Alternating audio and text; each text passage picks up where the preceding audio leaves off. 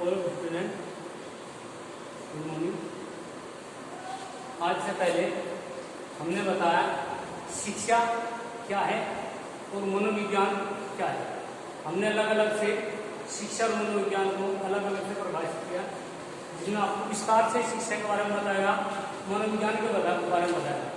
परंतु आज मैं आप लोगों को शिक्षा और मनोविज्ञान के बारे में अर्थात दोनों के बारे में अलग से बताऊंगा। यानी कि दोनों में शिक्षा और मनोविज्ञान में एक दूसरे से किस प्रकार का संबंध है। तो शिक्षा और मनोविज्ञान का जो एक दूसरे संबंध है, अर्थात शिक्षा और मनोविज्ञान शिक्षा प्रक्रिया में या शिक्षा में या बालक के व्यवहार में या समाज में या किसी प्रकार के कार्य में शिक्षा और मनोविज्ञान किस प्रकार से उसका विकास करता है, किस प्रकार से उसका परिवर्तन करता है, ये सब चीजें आपको आज बताई जाएंगी। तो शिक्षा को एक ऐसी प्रक्रिया के रूप में परिभाषित किया जाता है जिसके माध्यम से व्यक्ति के व्यवहार में वांछित प्रयोग किया जा सकता है। वांछित का मतलब है जहां तक संभव हो सके उसके व्यवहार में परिवर्तन किया जाता है। और आप देख भी रहे होंगे, जो व्यक्ति जिस माहौल में जाता है अर्थात जैसा करता है वो उसी माहौल में ढल जाता है। जिस प्रकार से हम किसी कार्य में जाते हैं, अगर शौक का कार्य है तो ऑटोमेटिक हमारे चेहरे से शौक की भावनाएं या शौक का जो आकर्षण है या हमारा चेहरा जो शौक दर्शाता है। और खुशी के माहौल में जाते हैं तो हमारे चेहरे का जो हाव भाव है वो खुश होता है, अर्थात प्रसन्नचित अवस्था में रहता है। इसी प्रकार से मनोविज्ञान यानी कि मनोविज्ञान की शिक्षा व्यक्ति के व्यवहार में परिवर्तन करता है। अब आगे आप पढ़ेंगे शिक्षा और मनोविज्ञान में किस प्रकार का संबंध है, अर्थात शिक्षा और मनोविज्ञान एक दूसरे से किस प्रकार संबंधित है। तो पहला है बाल केंद्रित शिक्षा। शिक्षा का जो केंद्रीय बिंदु है वो बालक है अर्थात विद्यार्थी। सबसे पहले बालक को ही विद्यार्थी अर्थात शिक्षा केंद्र बिंदु बालक अर्थात विद्यार्थी को माना जाता है। इससे पहले शिक्षा केंद्र बिंदु कुछ व्यक्ति या विद्वान शिक्षक को मानते थे, कुछ पाठ्यक्रम को मानते थे। परंतु आज के वर्तमान समय में शिक्षा वाले जो केंद्र बिंदु है वो बालक है, न कि पाठ्यक्रम या शिक्षक। दूसरा नंबर है व्यक्तिगत भिन्नता का महत्व। देखो, प्रत्येक व्यक्ति की अलग अलग भिन्नताएं होती है, अर्थात अलग प्रत्येक व्यक्ति में अलग अलग भिन्नताएं पाई जाती है। जैसे जिसकी किसी व्यक्ति की रुचि, अभिरुचि, उसके शौक, उसकी तर्क शक्ति, उसकी बुद्धि, ठीक है, और उसका पहनावा, उसकी बोलचाल, उसके सब चीज। इस प्रकार से व्यक्तिगत भिन्नता भी शिक्षा और मनोविज्ञान में एक प्रकार से संबंधित होती है। तीसरे नंबर पर है शैक्षिक उद्देश्यों की प्राप्ति में सहायक। शिक्षा उद्देश्य केंद्रित एक प्रक्रिया है, अर्थात शिक्षा एक उद्देश्य केंद्रित प्रक्रिया है, क्योंकि हम जब शिक्षा को प्राप्त करते हैं तो हमारा कोई ना कोई उद्देश्य अवश्य रहता है। हम पढ़ लिख कर अच्छे व्यक्ति बने, ज्ञानवान बने, समाज का विकास करें, अपने घर परिवार को अच्छी प्रकार से व्यवस्थित रखें। इस प्रकार का हमारा कोई ना कोई शिक्षा के उद्देश्य को लेकर एक लक्ष्य रहता है, क्योंकि हम बिना लक्ष्य के कोई भी कार्य नहीं करते। जिस प्रकार से एक नाविक अपनी नाव को एक मझधार में ले जाते हैं और उसका लक्ष्य रहता है कि मुझे एक प्रकार से इस नाव को दूसरे पार करना है, अर्थात अपनी मंजिल पर पहुंचाना है। इसी प्रकार से शिक्षा का भी कोई ना कोई उद्देश्य अवश्य है, और इन उद्देश्यों की प्राप्ति में शिक्षा और मनोविज्ञान दोनों ही सहायक है। अनुशासन की समस्या का समाधान। पहले अनुशासन को बनाए रखने के लिए व्यक्ति का मानना था कि हम व्यक्ति को डराकर, धमकाकर, दंड देकर, पीटकर अनुशासन को बनाए रख चाहते हैं। अर्थात इन सब क्रियाओं के द्वारा व्यक्ति को पीटकर, डराकर, धमकाकर जो है अनुशासन बनाया जा सकता है। परंतु शिक्षा और मनोविज्ञान ने यह सिद्ध कर दिया है कि ये सब कार्य बेकार है, व्यर्थ है।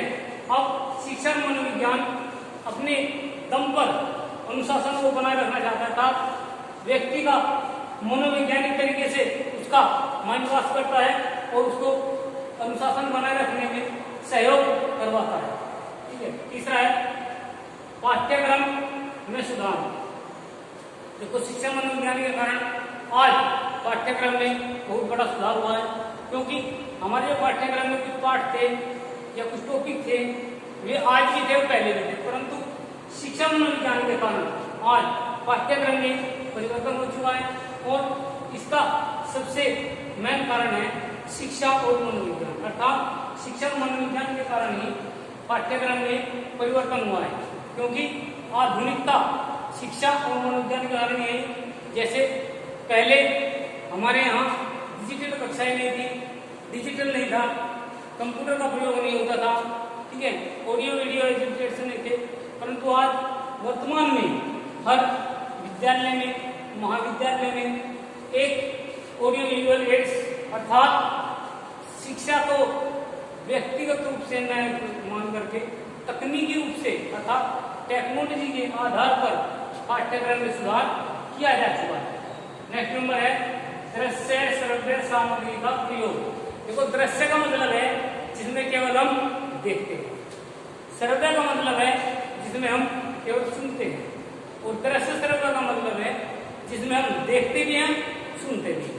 तो दृश्य में आज शिक्षा और मनोविज्ञान के कारण एक नया उपकरण आया है जिसका नाम है OHP, ओवरहेड प्रोजेक्टर अर्थात शिरोपरिप्रेक्ष्य, जिसके कारण इसमें एक स्लाइड होती है और स्लाइड में कोई भी आप टॉपिक या कोई भी आपको जो पढ़ाना है, दिखाना है, वो उसमें स्लाइड के ऊपर जिस प्रकार फ्लोपी होती है, डिस्क होता है, उसी प्रकार से लगाया जाता है और उसका पूरी प्रक्रिया का जो प्रारूप है वो सामने आपके बोर्ड पर दिखाई देता है, जिसके कारण बालक आसानी से देख लेता है, समझ लेता है, सुन लेता है।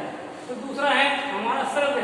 श्रव्य का मतलब है जैसे रेडियो, ठीक है, या टेप रिकॉर्डर, जिसके कारण हम केवल सुनते हैं। अब दृश्य श्रव्य, दृश्य श्रव्य का मतलब है जिसमें हम सुनते भी हैं और देखते हैं। इस प्रकार टेलीविजन में या कंप्यूटर में या कोई भी आप जो है प्रोग्राम देखते हैं, ऐसा प्रोग्राम जिसमें आपको स्पष्ट रूप से स्क्रीन पर दिखाई दे और सुनाई भी दे, वो होता है दृश्य श्रव्य सामग्री, ठीक है। तो इसके दृश्य श्रव्य सामग्री के कारण ही आज हम शिक्षा मनोविज्ञान के संबंध को दर्शाते हैं, अर्थात शिक्षा मनोविज्ञान के कारण आधुनिक शिक्षा में दृश्य श्रव्य सामग्री का प्रयोग भी हुआ है। अधिगम एवं अभिप्रेरणा विधियों का प्रयोग। अधिगम होता है सीखना, अधिगम का अर्थ है सीखना और सिखाना, और अभिप्रेरणा का मतलब है प्रेरित करना, यानी अधिगम सीखना और प्रेरित करना दोनों शिक्षा मनोविज्ञान के कारण ही शिक्षा के क्षेत्र में आए हैं और इन दूसरे का संबंध भी स्थापित है। उसके बाद है शिक्षा तकनीकी का विकास। शिक्षा और मनोविज्ञान के कारण ही वर्तमान में शिक्षा तकनीकी का प्रयोग हुआ है। जिस प्रकार से अभी मैंने बताया था आप लोगों को कि शिक्षा में एक टेक्नोलॉजी, जैसे डिजिटल कक्षाएं हैं हमारी, कंप्यूटर है, टीवी है, और आपका अनेक प्रकार से जो टेक्नोलॉजी है OHP है, या आपका कोई भी टेक्निकल जो उपकरण है वो, या उसकी सहायता से जब आप शिक्षा ग्रहण करते हैं, ठीक है, तो वो आपको अधिगम और प्रेरणा के अंतर्गत शिक्षण तकनीकी का विकास होता है, शिक्षण तकनीक का विकास करता है, अर्थात शिक्षा को नई टेक्नोलॉजी, नई तकनीकी के आधार पर देना भी शिक्षा मनोविज्ञान का ही कारण है। इसी प्रकार से शिक्षा और मनोविज्ञान में एक दूसरे से संबंध। विशिष्ट बालकों की समस्या का समाधान। देखो, कक्षा में कुछ बालक होते हैं पिछड़े, कुछ होते हैं विशिष्ट, कुछ होते हैं समस्यात्मक। अब विशिष्ट बालक कैसे होते हैं? स्पेशल चिल्ड्रन अर्थात गिफ्टेड बालक, या जो सामान्य बालकों से या तो कुछ आगे होते हैं अर्थात ऊपर होते हैं, या सामान्य बालकों से वे बालक कुछ नीचे होते हैं। इस प्रकार से पिछड़ा बालक होगा उसी बालक श्रेणी में आएगा, और जो बालक प्रतिभाशाली बालक होगा वो भी जो है विशिष्ट बालकों श्रेणी में ही आएगा। तो इनकी समस्या का समाधान भी शिक्षा मनोविज्ञान के कारण ही हो चुका है। शिक्षा मनोविज्ञान के कारण ही विशिष्ट बालकों की पहचान की जा सकती है। मापन एवं मूल्यांकन का प्रयोग। शिक्षा मनोविज्ञान में प्राचीन काल से ही बालकों की उपलब्धि का मूल्यांकन, उसका निरीक्षण, उसका परीक्षण, मौखिक परीक्षा आदि के आधार पर किया जाता है। अर्थात प्राचीन समय में बालकों का जो मूल्यांकन है वो मौखिक परीक्षा के माध्यम से किया जाता है। जैसे महाभारत में, रामायण में आप लोगों ने देखा होगा, उस समय पर लिखने की सुविधा नहीं थी, ठीक है, तो उस समय जो बालकों की परीक्षाएं होती थी, उनका प्रवेश होता था, वो सब मौखिक परीक्षा का नहीं होता था। परंतु वर्तमान में बालक का मापन और मूल्यांकन एक लिखित परीक्षा के आधार पर किया जाता है, साक्षात्कार के आधार पर किया जाता है, अर्थात रिटन टेस्ट और इंटरव्यू के आधार पर किया जाता है, वाइवा मौखिक परीक्षा के आधार पर किया जाता है। इन सब कारणों से बालक का जो है विकास अर्थात मूल्यांकन किया जाता है। ये सब शिक्षा मनोविज्ञान के कारण ही हो सका है। अब नेक्स्ट टॉपिक में आप पढ़ेंगे शिक्षा और मनोविज्ञान का महत्व, अर्थात शिक्षा और मनोविज्ञान का आपस में क्या महत्व है। तो शिक्षा और मनोविज्ञान का क्या महत्व है ये जानने के लिए सबसे पहले आप लोग शिक्षा को जानते हैं, अर्थात शिक्षा क्या होती है आपको पता होगा, और मनोविज्ञान क्या होता है। पहले नंबर पर है बालकों के विकास की जानकारी।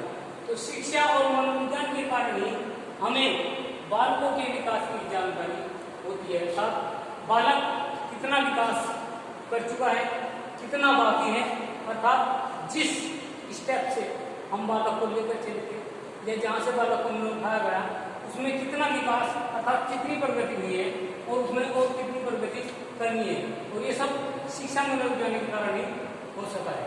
शैक्षिक उद्देश्यों की प्राप्ति में शायद देखो हर व्यक्ति का कोई ना कोई उद्देश्य होता है, क्योंकि हम लोगों का उद्देश्य है हमको पढ़ लिख कर एक अच्छा नागरिक, देशभक्त, राष्ट्र सेवा, सामाजिक, ठीक है, या कोई भी सफल व्यक्ति बनना है।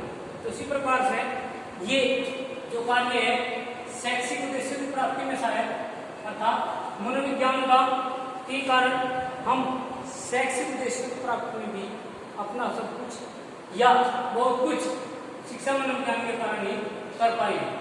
बाल केंद्रित शिक्षा का उद्देश्य, बाल केंद्रित का मतलब है आज का जो शिक्षा है वो केवल बालक पर आधारित है, अर्थात बालक ही शिक्षा का केंद्र बिंदु है, परंतु इससे पहले शिक्षक और पाठ्यक्रम को शिक्षा केंद्र बिंदु माना जाता था, परंतु वर्तमान में आज अर्थात बालक शिक्षा केंद्र बिंदु है, अर्थात पूरी शिक्षण पद्धति अर्थात पूरा शैक्षिक कार्य बालक के इधर उधर ही घूमता है।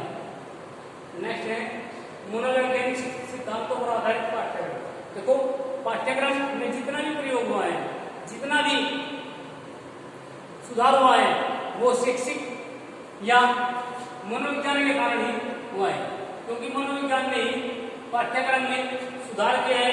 क्योंकि इससे जो पहले से पाठ्यक्रम था वो आज आप लोग वर्तमान में देख भी रहे हैं, जैसे नहीं है।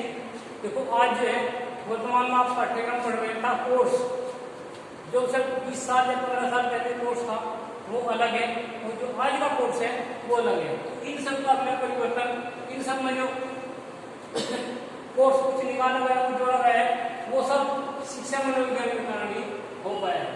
इसके बाद पाठ्यक्रम सैद्धांतिक क्रियाओं का महत्व।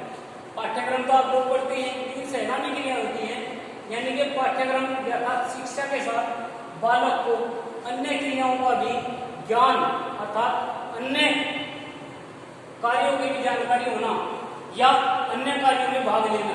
जिस प्रकार से सांस्कृतिक कार्यक्रम है, खेलकूद है, पेंटिंग है और नृत्य है, तो इस प्रकार के जो अन्य कार्यक्रम है वे भी मनोविज्ञान के कारण ही पाठ्यक्रम में आए हैं। और आप लोग देखते होंगे कि प्रत्येक विद्यालय महाविद्यालय में 2-3 हमारे राष्ट्रीय पर्व होते हैं, जैसे 26 जनवरी अर्थात गणतंत्र दिवस, 15 अगस्त स्वतंत्रता दिवस, 2 अक्टूबर गांधी जयंती। इन पर प्रत्येक विद्यालय महाविद्यालय में अनेक प्रकार के सांस्कृतिक कार्यक्रम किए जाते हैं। ये पाठ्यक्रम से या पाठ्यक्रम से संबंधित सैद्धांतिक क्रियाओं का एक विशेष रूप होता है, अर्थात पाठ्यक्रम के साथ साथ बालक को शैक्षिक क्रिया के साथ साथ उसको सैद्धांतिक क्रियाओं की भी जानकारी ये सैद्धांतिक क्रियाओं में भाग लेना अति आवश्यक है। नेक्स्ट नंबर है विद्यालय वातावरण सुधार। मनोविज्ञान के कारण ही, शिक्षा मनोविज्ञान के कारण ही आज विद्यालयों के वातावरण में सुधार हुआ है। अर्थात जो पहले हमारे कमरे थे या हमारा विद्यालय था वो एक पुराने तथा प्राचीन